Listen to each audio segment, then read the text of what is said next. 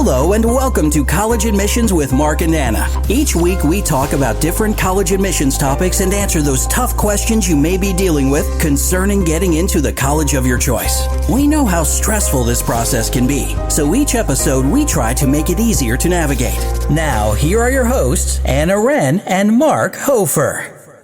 Hi, everyone, and welcome to the College Admissions Podcast with Mark and Anna. This is your host, Anna Wren, and Mark Hofer.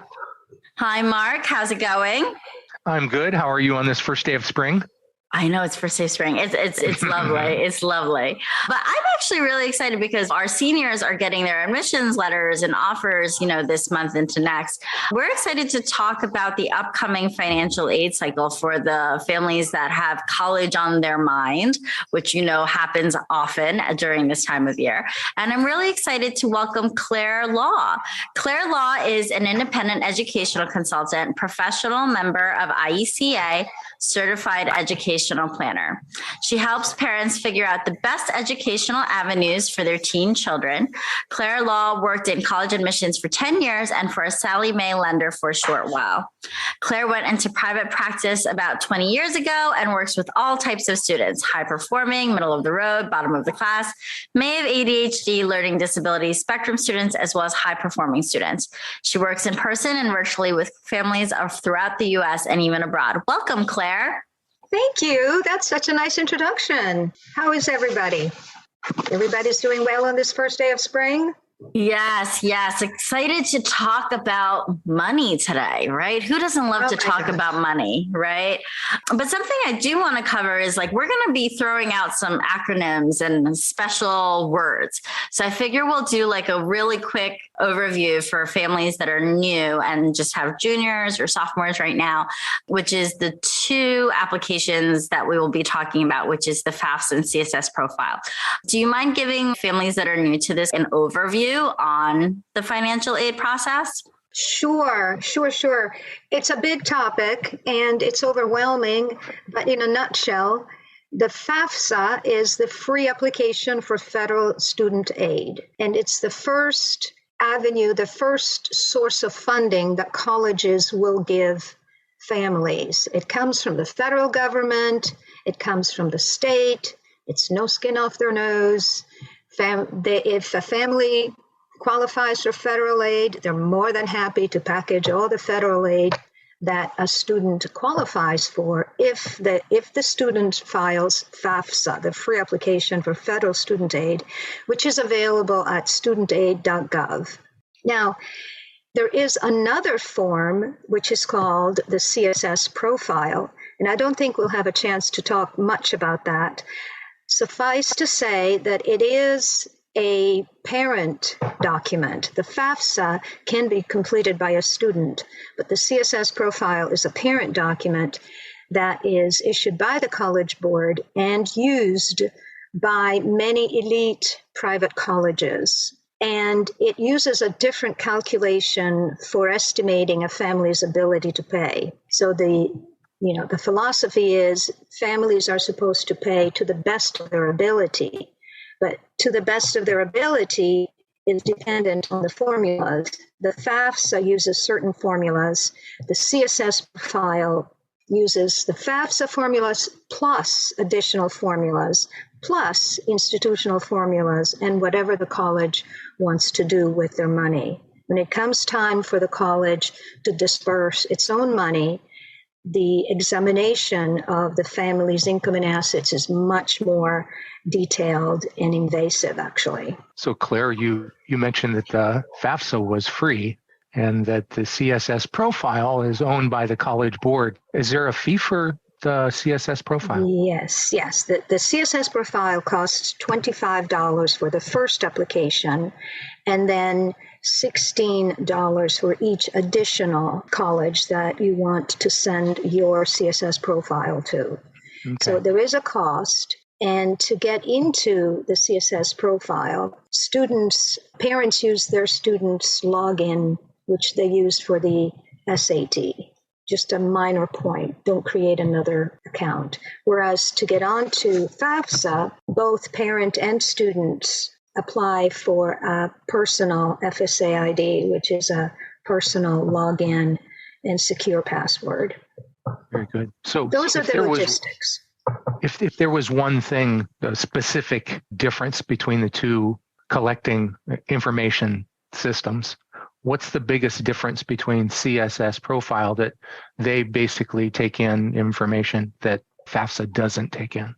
Yeah, well, it's the the equity in the home is a big one, but essentially FAFSA is very good at determining who is poor, and the CSS Profile is very efficient at figuring out who is rich. And I say That's that awesome. I say that because the federal government only has that Pell Grant to give out. Yeah, there may be some veterans benefits or whatever, but really it's the Pell Grant. If a student is Pell Grant eligible, they're likely on free and reduced lunch. They likely live at or just above the poverty line. And so that is free money, which under the Biden administration, it's gone up to about $6,800, something like that, just shy of $7,000. And so once the federal government has figured out who is eligible for that Pell Grant, they're done. They can go on scot-free. Everything else is the usual loans. And yes, there is a portion of the undergraduate loan that can be subsidized, again, for students who demonstrate need. And that means the interest on that loan is paid by the federal government while the student is in school. But that's a minimal amount. If you're talking, it's not enough to pay for college, may be enough to pay for community college. But once the FAFSA has established what is the family's financial situation, they're done. Whereas with the CSS Profile, both parents, whether they're separated, divorced, or never married, they will get a CSS Profile. So both parents will file the CSS Profile. And the financial aid administrators are very good at keeping the information from the other, information from one parent from the other. And then the colleges, before they give out their own institutional funding, they want to know what type of home do you live in? What is the market value of your home? And they do use Zillow and Rensselaer, whatever, not Renzyme or whatever. They use ways to find out what would your house be worth. And then they ask you to show how much do you owe on it. So let's say right now the market is high and it doesn't take much for a house to be worth, where I live, over $1 million. And it looks like you have a lot of equity in it. But in fact, you may not be able to pay the $70,000 or $81,000 a year, which is what Wake Forest and Brown University charge. So the dual income family may come up with a pretty substantial expected contribution, which is high, which the college expects them to pay, and it doesn't mean that the family can pay it. So typically, the FAFSA is more income driven. The FAFSA is connected to the IRS. So when a student files FAFSA and enters the parent's social security number, the FAFSA connects with IRS. And as long as the parents filed a 1040, all that information from the prior year populates the FAFSA. So the student doesn't really have to do anything other than to click on that data retrieval tool, which now is called something like tax report or something like that. And so then the private college that uses the CSS Profile has all of that information from FAFSA, all of that financial information. Plus, they're going to ask about, do you own a boat or a motorcycle, or do you have valuables? Do you have collections that are valuable? Do yacht. You have, I think that's what you meant by invasive, correct? Yeah. I mean, when I was working for a SallieMae lender, I was privy to the conversations that went on online. And the funniest conversation, which I shall never forget, was that a family owned a cow in Texas, and one financial aid administrator was saying that is not an asset. You cannot count it as an asset that could produce money to pay for college.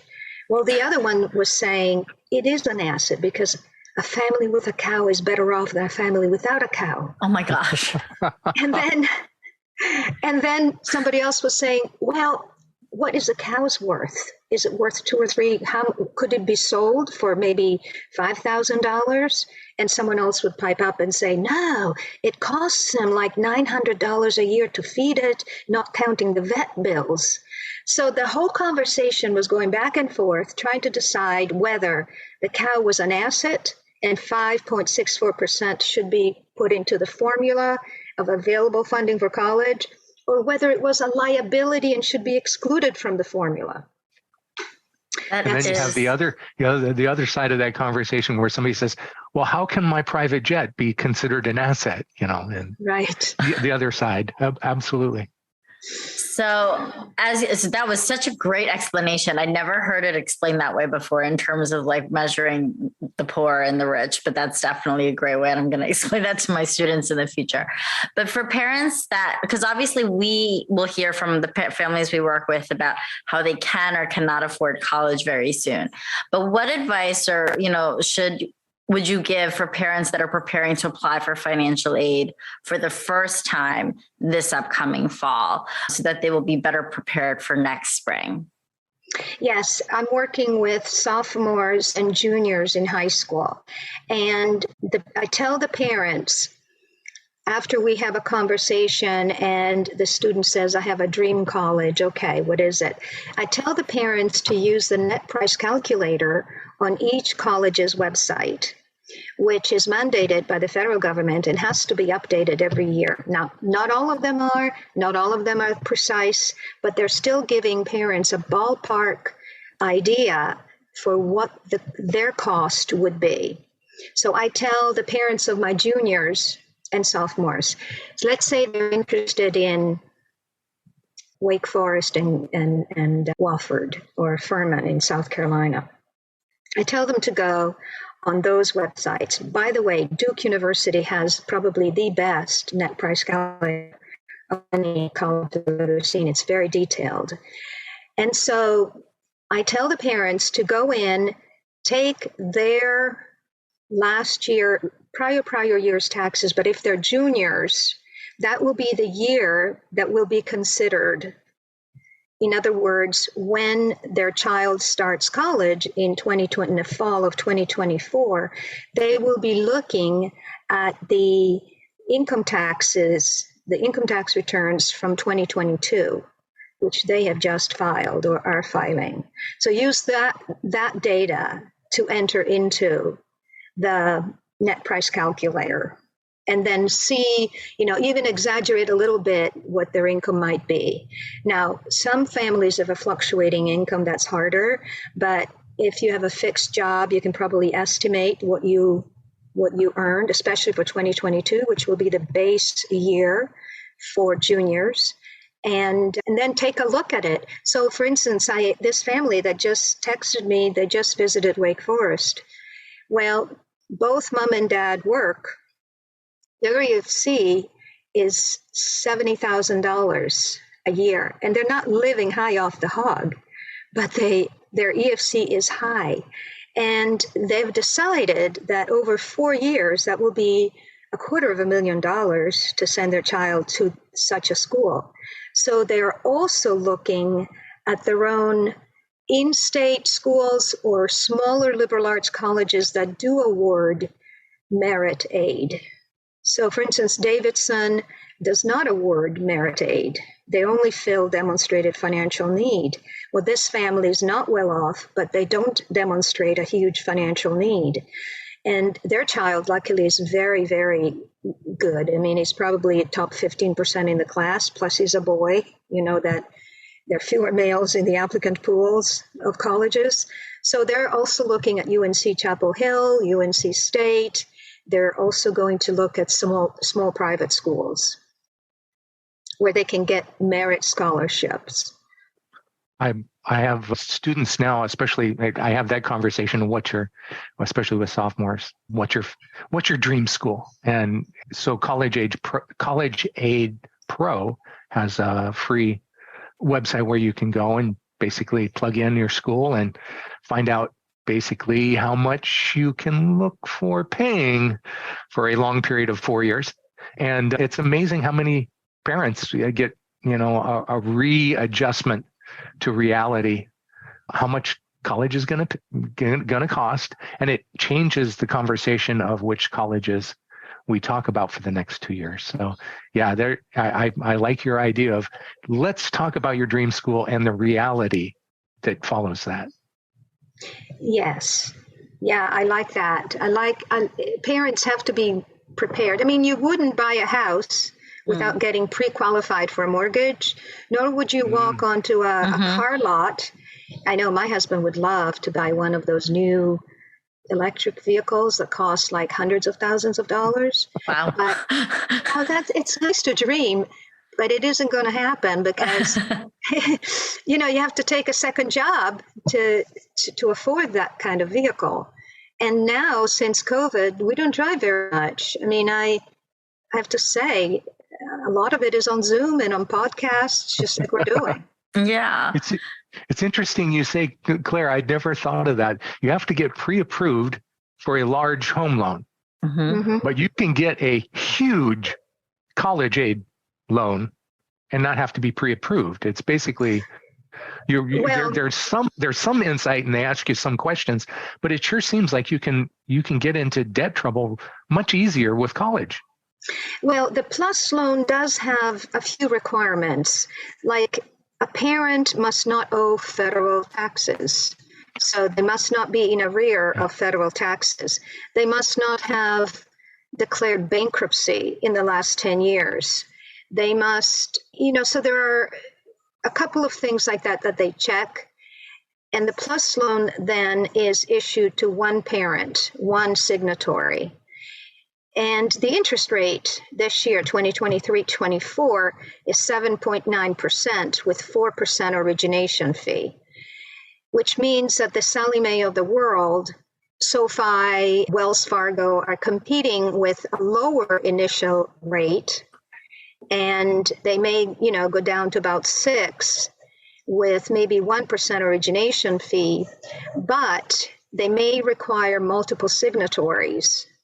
So, for instance, a colleague of ours has a brother who unfortunately passed away, and he had signed up with MIFA, which is Massachusetts Finance Associated, and that was not a federal loan. And so now they're going after the wife for payment of that loan. Had this dad selected a PLUS loan, it would have been all forgiven. So the 4% origination fee is like a guarantee for the federal government, but it's also a life insurance policy. And then when it comes to paying back the government, it's a little more lenient. For example, students can borrow from the direct Stafford loan, the William D. Ford subsidized and unsubsidized loan. And as you know, automatically, when students file FAFSA, they're automatically approved for the undergraduate loan of $5,500 in first year, $6,500 in second year, and $7,500 in third and fourth year. You'll remember that from our class, right, Anna? Mm-hmm. The interest rate on that is 5.49 this year with about 1% origination fee. It used to be 2.34% last year. So that's how much it's gone up. But there is a student typically has no credit. And if they do, it's probably negative. But most 17, 18-year-olds are a blank slate. The government is lending them money. They have, no credit, no experience, no credit is better than having bad credit, right?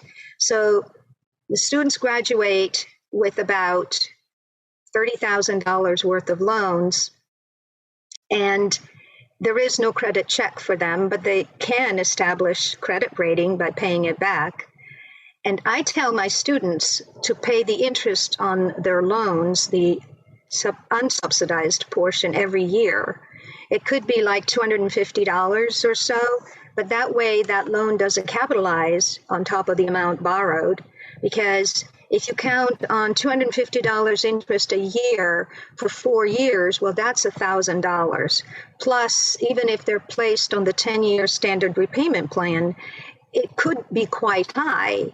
And it's not for sure that the students graduate and find a job that allows them to pay the interest and principal. So I would say that college is synonymous with taking out loans, because you have 17, 18-year-olds taking out $5,500, which they may make up if they work hard during the summer and save. But at the same time, it's an obligation.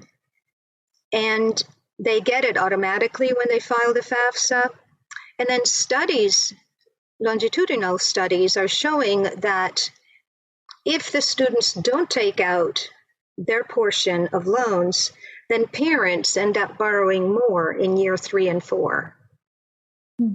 So if your child can borrow for about 5.5%, it may teach him or her, may teach them how to budget, may teach them finance. But again, we don't have those good financial courses in high school.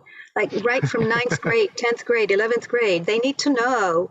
They may be taking AP calculus, AB calculus, and know nothing about what happens in reality with compounding interest. Yep. My wife is a CFP, and she says the one thing that students should graduate high school with is a knowledge of what compound interest really means, good and bad. So I think she's applauding your comment. I know in New Jersey, I don't know if it is the case in other states, but it's a requirement for graduation to have personal finance as a course in high school. So at least I know in our state, the kids do learn about compound interest amongst other things before it's a requirement in New Jersey? That's awesome. Yeah, to graduate. You cannot graduate with the degree. They have some core requirements in New Jersey, and personal finance is one of them.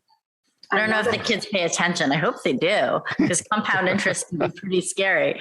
But no, the other thing I was going to say is, I know random, but like for this upcoming season for 2023 FAFSA, I'm sure a few of you guys also work with kids that parents of multiples, right? So I know back when I was learning about financial aid, we used to get a quote unquote discount, or parents used to get a discount if they had more than one kid in college. Right. Like some people have triplets or twins.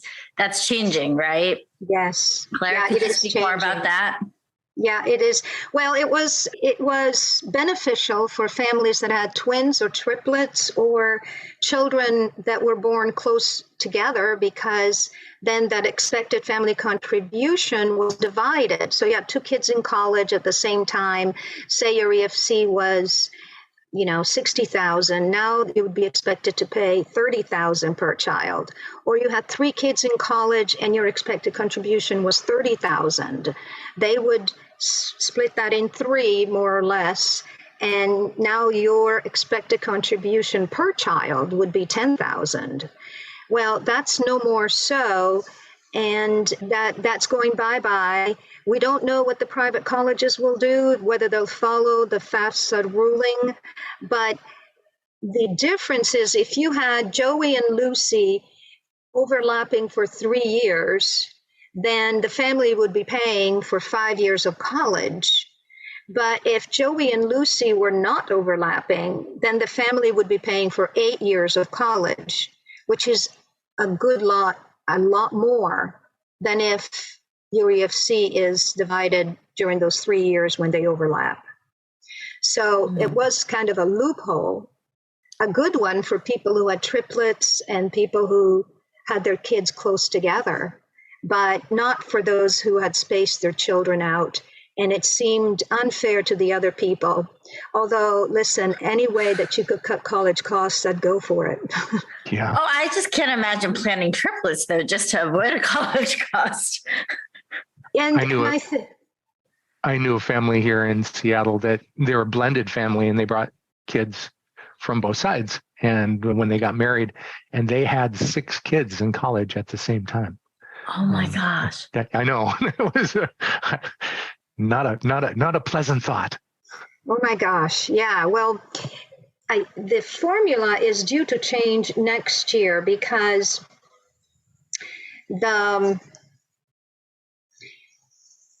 as you know how the changes to FAFSA came about, right? There was a Consolidation and Appropriation Act of 2021 where a retiring senator from West Virginia, Lamar Alexander, wanted to reduce the number of questions on the FAFSA to fewer questions. There were like 180 questions. He wanted to reduce them to 36. The Department of Education is having a lot of trouble setting that up. There may be 40. They're not sure that they can even launch that this fall in 2023. The new FAFSA, they're hiring outside contractors because they have a central processor that processes all of the FAFSA, and it's a little bit antiquated, so they do need a new process which will incorporate all of Senator Alexander's changes, but they are struggling to implement them. So the EFC, the expected contribution, will no longer be divided by the number of children in college, which is going to disadvantage a lot of families. And I think, though, that depending on the situation, the Department of Education has given financial aid administrators open book, all the authority they need to make professional judgment. So that could be something that could be really debated and argued about with financial aid administrators at the colleges that accept the children. Basically sitting down and saying, hey, look, here I am, I have 6 children. Really? Yeah. So, because otherwise what ends up happening is the first child, the parents blow their budget, right? Because they haven't planned, they'll go to the most expensive private school that the child can get into. Second child will be an in-state school, and third child, they can go to the local community college. It's not fair to the last child. And so it's all about planning for college and also looking at one's finances. So, Claire, you said that the FAFSA, it has government oversight in not only which questions are asked, but, when they're going to be asked. And we've got, the profile, CSS profile is there. They're not, there isn't a government oversight determining what they're going to ask, how they ask it, and who they ask it of. So right now we see the changes to FAFSA coming in 2023. But do we know when any changes, if any changes, happen to the CSS profile questions and their formula? Yeah, that's just the crux of the matter, because, like I said, colleges will look at FAFSA and give out federal aid and any state aid that's available. But the CSS profile, you're talking about money that comes out of the college's own coffers. So they are entitled to ask whatever question is important to them. So if it's a religious college, they might say, what is your religion? They may be able to tap into a diocese, or maybe they get money from, I don't know, the Episcopal Church. But they are entitled to ask those questions which a secular school would never.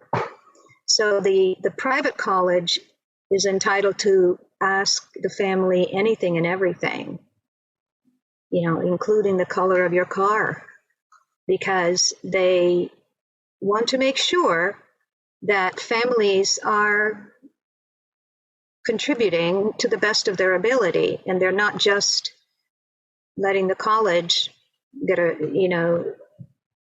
sending their kids to college at the college's expense, unless the student is so valued by the college.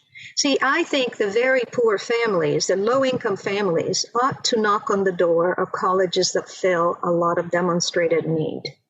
So I just talked with a young girl who's a friend of a student of mine, and she's a Davidson.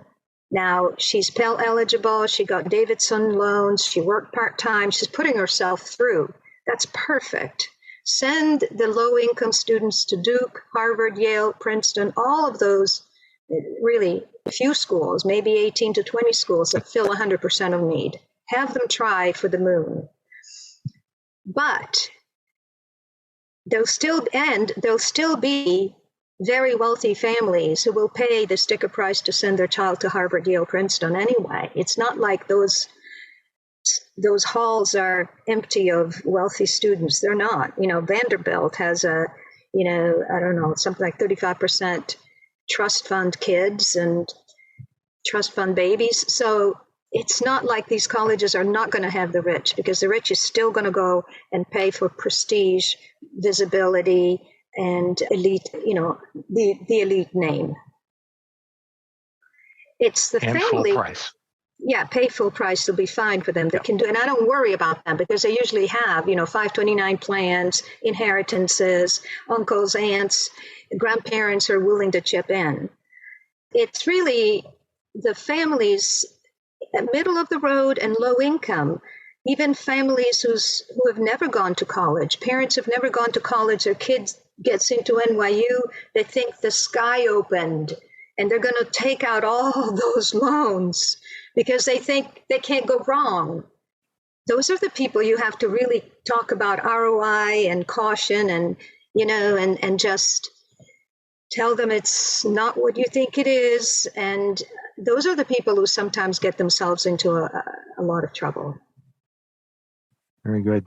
You mentioned something that I think we all are big fans of, and we all love it when a family comes to us and they say, yeah, we've got a 529 fully funded in place.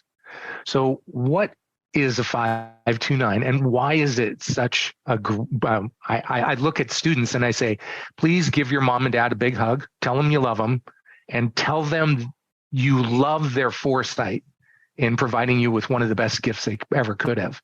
So can you explain kind of what the 529 is and how it comes into play in all of the FAFSA and how we pay for college? Right. The 529 is a clause in the Federal Register that says that you can put money into this 529 account and it will accrue interest. So you can put money pre-tax into it and it'll accrue interest or whatever. And when you disburse, if you disburse it into a legitimate higher education expense or even private school now, you will not be taxed on it. And furthermore, more things have changed about the 529, whereas if it was owned by grandparents, when it was disbursed to the college, it was considered a student asset. And so it was assessed at 20 to 25%, which would go into the EFC ability to pay for the next year. Well, now that has changed completely. So regardless of who owns that 529, whether it's a grandparent, an aunt, or even a student, now when that 529 is disbursed, it's no longer a student asset, but it's going to be assessed at the parental rate, and the asset rate for parents is 5.64%.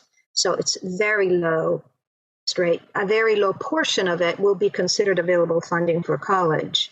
So that means that, the pass-through of inheritances will also be considered at the parental rate, which will make it easier for people to retain more of their family wealth.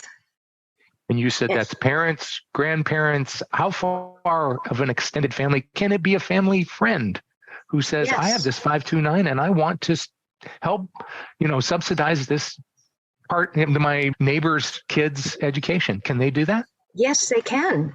You raised a really important point, because say there is a family that saved a boatload of money until 529 and then their kid doesn't go to college, or their kid goes to, say, 2 years of community college, then in-state, and doesn't exhaust all the amount, right? So now they're stuck with this 529 plan. What's there to say that you couldn't barter with another family that needs it? That's taking I've it. never heard of that. Maybe I've never maybe either. Be a website 529 barter. I like that. So what would be the benefit? What's the biggest benefit for a grandparent, or how can they make it the biggest benefit in dispersing a 529? Say they got multiple grandchildren and they want to make the most of their savings for their kids. What is the best way do they give it directly to the school? Do they give it to the kid? Do they give it to the parents? What's the best way that they can maximize their savings? Right. Well, it used to be that the grandparent would pass the 529 to the parent and would change the owner of the account so that it wouldn't be taxed, it wouldn't be assessed at the student rate.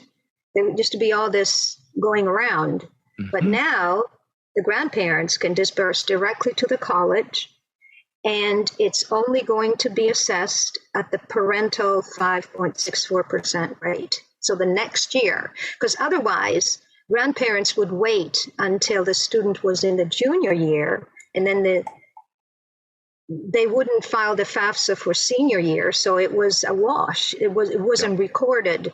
But now the amount is consistently going to be, and if they want to even avoid that 5.64% assessment, they still can wait until junior year to pay everything off. Did you say that's for private schools and state schools? Yes, yeah. So it was only for higher education, and now you can use a 529 plan to pay for boarding school, and I believe, don't get me, I'm pretty sure also for private school. So you really need to read the Federal Register, but I'm pretty sure that now it's been expanded, not just to college, but also boarding school. Because I know some of the boarding school the heads of boarding schools were saying that. So that opens it up. And especially think of it if a student suffers from mental health issues, mm-hmm. and a grandparent has money in a 529 plan that could pay for therapeutic boarding school or a wilderness program, that could be a lot more beneficial for a student who's at risk than waiting for college, where the student might never even go to college if he doesn't get treatment. And as we know, post-COVID, there is a lot of anxiety and depression amongst our teenagers. So we have to be very careful when we talk with them, even about college costs, because they could they could break up and cry. They could break down and get so anxious about it. So I typically have the conversation with the parents. Then once I get to know the student, if the student is very realistic, level-headed, maybe we could have that conversation about the responsibility to contribute to your own education. When you file FAFSA, you are signing a promissory note. Regardless, your parents might say, we'll pay for it, but if they don't, you have to pay those loans back. So I have that conversation. But first of all, as far as the funding is concerned, I have that conversation with parents, because I think juniors, sophomores, but especially juniors in high school are under such a lot of pressure. It's the hardest year of high school. They have a lot going on. They're trying, nobody's cutting them a break. When they're academically, it's the most demanding year of high school. So I don't want to burden them with thinking about college and costs, because they may already be anxious about that.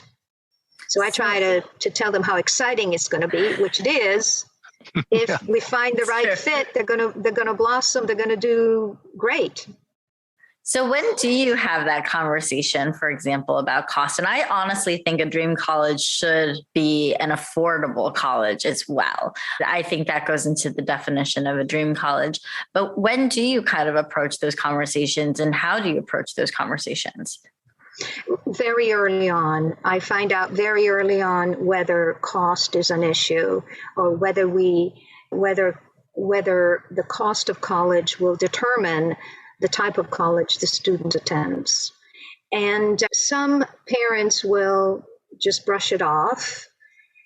And if I think that they maybe didn't want to talk about it that time, I might revisit very tactfully.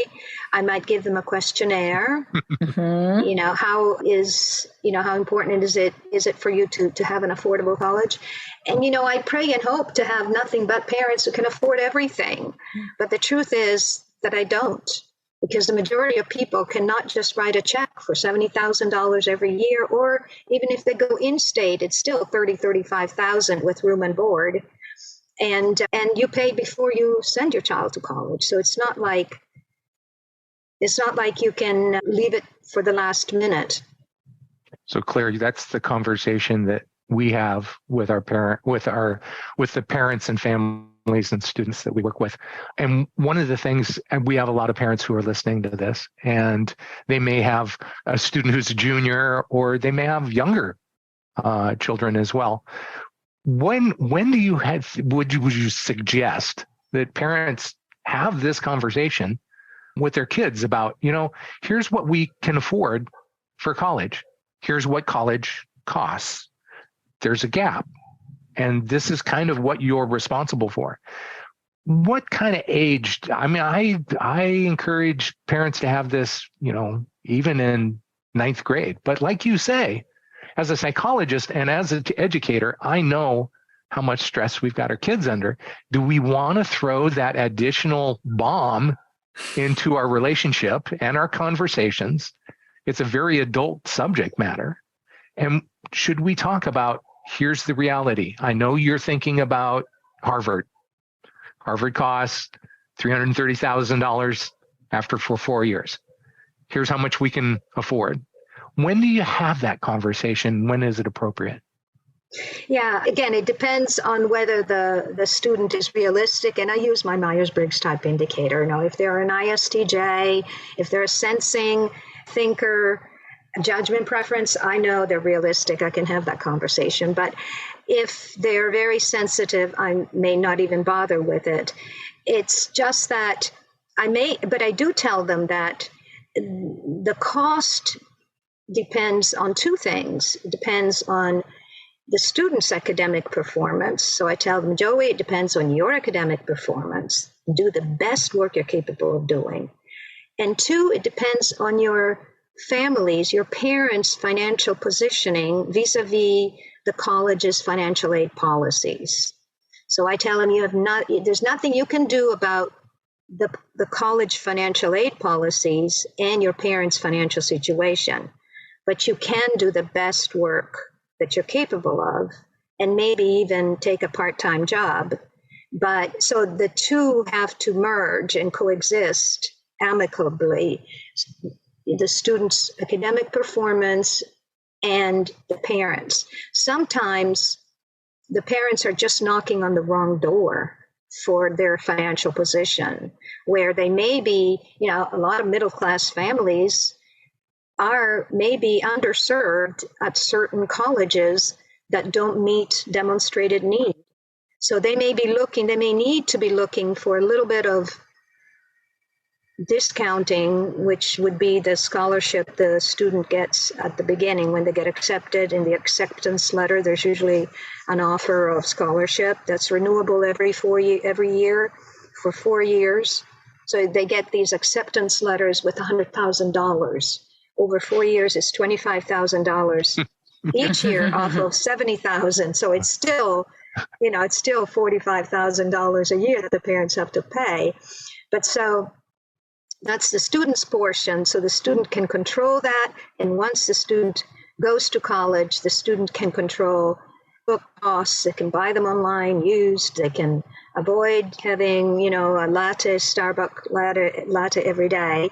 But the other part of the equation is understanding the family finances and whether they would be better off at a FAFSA-only school or a profile school that meets, say, 90% of demonstrated need or 80% of demonstrated need. And that really is a conversation that I can have with the parents, given your expected family contribution and the fact that this college you're looking at doesn't have any aid to give out. The only aid you can expect is from the scholarship. Would you be able to then pay X, Y, and Z, and go on their net price calculator and find out what that would be. And net price calculators are getting better and better. Yes, for sure. I always tell my students, I won't make the list until I know where your parents stand on finances. Where they sit. Well, I don't know, I'm sure you guys have the same. It's the worst conversation, I think, of what we do. And that's when you have a student who has done everything you've asked them and then some. They have got straight A's. They've taken the hardest classes. They've made good choices with their time. They've done extracurriculars. They've worked they may have had a job on top of it, and they've done everything. And it comes down and they get accepted to X, Y, and Z school. And then because their parents are in that middle spot where they're not going to get any financial aid, you're not going to get the money that would allow you to make a reasonable consideration of that school. And so they basically feel like, well, wait a second, I have worked and done everything you've possibly asked me to do. And now you're telling me I can't go to that school. And that it is by far, I don't know how we've actually allowed ourselves to get colleges that are so out of price point. And yet we have students who've done everything they should to be able to get into them. And that middle section is just, it's a tough place to be. Yeah, and that, I think, is the negotiating zone right there, that middle section when there's a huge gap. I encourage my parents to appeal, to do their budget and write down all of their expenses. I tell them to keep accurate records of all their monthly expenses. And then, their EFC, their student aid index, now it's called student aid index, whatever, that amount that they're expected to pay, if it's too high and there is a big gap between what they're expected to pay and what the college wants them to pay, then I would have that conversation with the financial aid administrator and really let them know that, my child has done everything. It's just that this would put our family in financial jeopardy. Is there anything you can do? And usually the family has maxed out of federal aid. So they're looking for institutional aid. And, outside scholarships really don't help that much. They may help in first year, like $500 from the Rotary or whatever, but they don't really lower the tuition and direct costs that much. And they're one time only. So if you can find, sometimes you can scour the catalog for scholarships that the college has that could be renewed every year. There's got to be something that the financial aid administrator can do for a family that's in that situation where they're gapped, a big gap. I think that, and then the other thing is, it doesn't happen often, but if the student has been accepted to a higher ranked school where they would pay less, they could say, well, look, this school is giving me more money. So I used to work at Bryant University, which is a business specialty school. If Clark University or Quinnipiac or Bentley or Babson gave them more money and they still wanted to come to Bryant, then we would certainly look at it.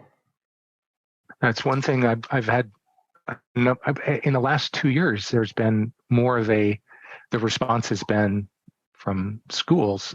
We've given our best offer.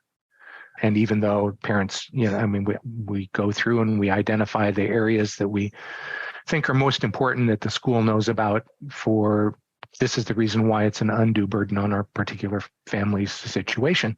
And a number of schools have written back, we've given our best offer. Thank you. Well, then nothing ventured, nothing tried, but the family, the family can, and that's why it's good to have, like Anna said, a financially safe college, because that type of student who's taken advantage of every opportunity while he was in high school will not squander opportunities in college, no matter where he goes. It's true. So I was thinking we could end with some good, bad, and the ugly tales with financial aid. So I figured we'd all each give one, and it could fall into any of those categories. But Mark, do you want to start, and then you can go, Claire? Should we go good first or not? Whatever you have. Whatever you have. I want to end on a good one. So I'll lead with one that is a cautionary tale. And this one is having the conversation for 3 years, working with the student and the family. If you are considering early decision, it is a binding contract and can be financially devastating if it doesn't go your way. Know that going in, eyes wide open. Student says, absolutely, we understand that. We get to the application process, applies, gets into Brown. I said, early decision is a big deal. We talked about this. They may not know, I really want to apply early decision. I don't think you're going to get any money. I know what your family's numbers. Oh, no, we'll get money. Okay. They apply, they get almost nothing. And so they're on the hook for, $300,000 for 4 years of education. And they go like, we can't afford that. And I said, here's the deal. And through multiple conversations with the college, and she graduated last year with a big debt. So please understand it's a binding contract and it can be not to your advantage. However, on the good side, last year, and exactly like we talked about, leveraging one school against another. Two top schools, top choices. One gave $20,000 more in aid than the other. Basically, a one-page letter that outlined and gave the colleges, admission and their financial aid offer. Gave it to the other school, said, this is what I'm being offered. You are still my top choice. And they met it fully. And that's, like you say, spend that hour writing that letter, leverage, and it can work to your benefit as well. And especially with private schools, they have that ability to reconsider, especially if you are one of those students, like you said, that's done everything, done all we could possibly ask. And the colleges know they're probably going to be a great student at their school. Yes. And piggybacking on your early decision, it's why I love early action, non-binding early action. Wherever possible, I tell my students to go early action early. So I tell parents to file that FAFSA. It becomes available October 1st. By October 15th or October 30th. The first week, the FAFSA computer is jammed, but I tell them to file their FAFSA, and then I tell students to apply if they're ready, because some students do need an extra semester or two to show their grades, because the transcript may not be ready for the schools that they want. But if they are, then I encourage them to apply by November 1st, November 15th. Those early action deadlines are becoming even earlier. Can you believe the University of South Carolina's early action line is October 15th? It is ridiculous because they haven't even started senior year. It's a rolling application at that point. It's almost all year. But I do encourage them to apply early action so that they can hear around Christmas, New Year. They know if a school accepted them. They feel less stressed out. It's like a cloud lifts from on top of them when they know that they've been accepted somewhere. They can relax, finish senior year, and the offer has to be kept open until May 1st. But at the same time, they have a place to go. So I'm all in favor of early action. And have you noticed that certain colleges like Georgetown has restrictive early action? So they allow a student to apply to Georgetown early action, but they don't want the student to apply early action to other colleges. What's up with that? So that's a lot of so I went to Georgetown. I know it's definitely in the IEC community. It's like, oh, Georgetown, the problem child, whether it's testing or anything else. I completely hear you on that. It's a few of the Catholic schools actually do that. It's just that they want you to actually be able to choose them should they accept you. It's very good to know from a Georgetown alumna. Stanford and Harvard are also two of the restricted Well, they're single choice. Well, and that's So that I consider them different. Labor. Yes, that I consider them a little different. There's 4 of them, I think, right? Single choice, early action. I'm not going to name them, but yeah, problem children in college admissions. But you go ahead, Claire. What are your good or bad financial aid stories? Well, financial aid stories. Let's see. Well, you have with FAFSA and Profile, you have the logistics of filing. Nobody charges for filing the FAFSA. In fact, it's quite easy to get aid straight from the Department of Education, and it's an 800 number.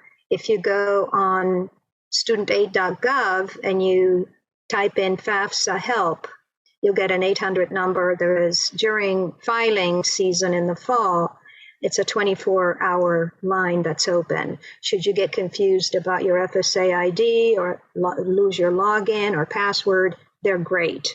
So there is no need for anybody to charge or pay for help with filing FAFSA. It is out there at the Department of Education. So Profile, well, they say you file FAFSA with a glass of wine and you file Profile with a full bottle of wine, because it is a lot more complicated, but I'll leave you with that. I love that. That is such helpful advice. I have one. It's not a matching one. So I have a good one where it's the opposite of yours, Mark. So I had parents who were like, we can definitely afford college. Whatever college costs, we can afford it. But like you said, Claire, in the beginning, there are some students that are very practical and reasonable. And looking at how much they had spent for the first child at a private school and they'd done ED, the second child said, no, we are applying for FAFSA this time. I'm going to apply for financial aid, and I am not doing early decision anywhere. And they ended up accepting an excellent offer from a school that gave merit aid, and they're very happy there right now. But the merit scholarship basically halved their tuition. Nice. So it made their family, even though their parents were like, the name is not quite as pretty as like their sisters maybe, but obviously very proud and happy of this student for being the rational one in the family to say, hey, this is how much we can afford, and I'm going to be practical about this.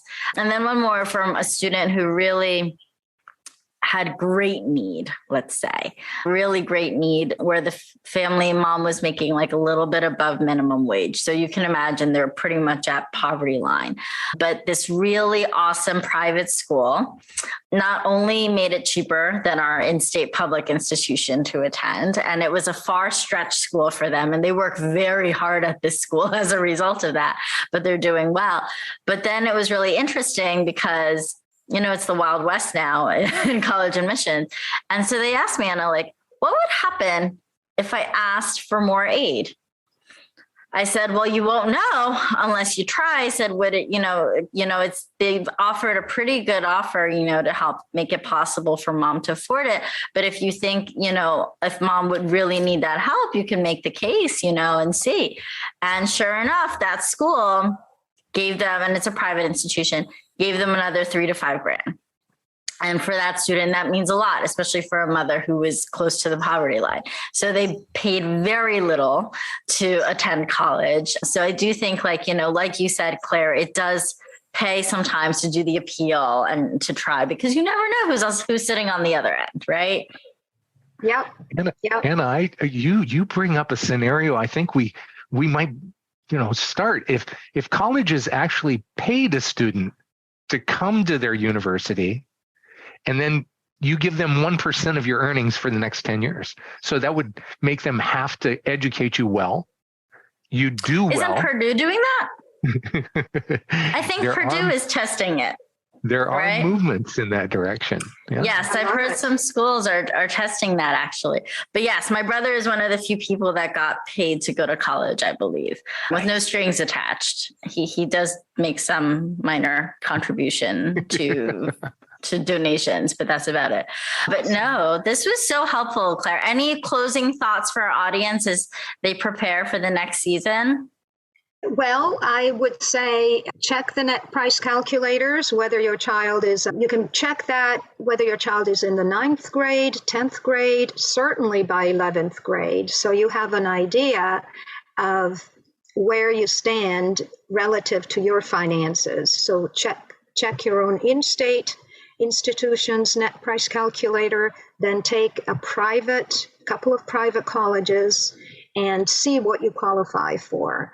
And that will give you an idea for what's affordable for you. So you won't be surprised, and you will apply to colleges that are affordable, and you won't omit colleges that could have been affordable and you didn't apply because you didn't know that they filled 100% of need. So try the net price calculator. And where can people learn more about you or get in touch with you? Yeah, I am at educationalavenues.com. So my practice is, the first 3 letters of Educational Avenues is eduave.com. That's my website, and my email, claire@eduave.com. Wonderful. Thank you so much for your time, Claire, and your expertise. Was fun. You guys had we're all in the same business, and you have very, very good questions, and we hope to have helped some parents out there. Yeah, thank you, Claire. I'm going to tell all my parents 1 bottle of wine for the profile. I like that. We're not encouraging any alcoholics here, by the way. Thanks for listening to College Admissions with Mark and Anna, where we make getting into college easy and fun. Don't forget to go over to iTunes and subscribe to get updated each time we release a new episode. Also, for more helpful college admissions information, visit our website at www.collegeadmissionspodcast.com.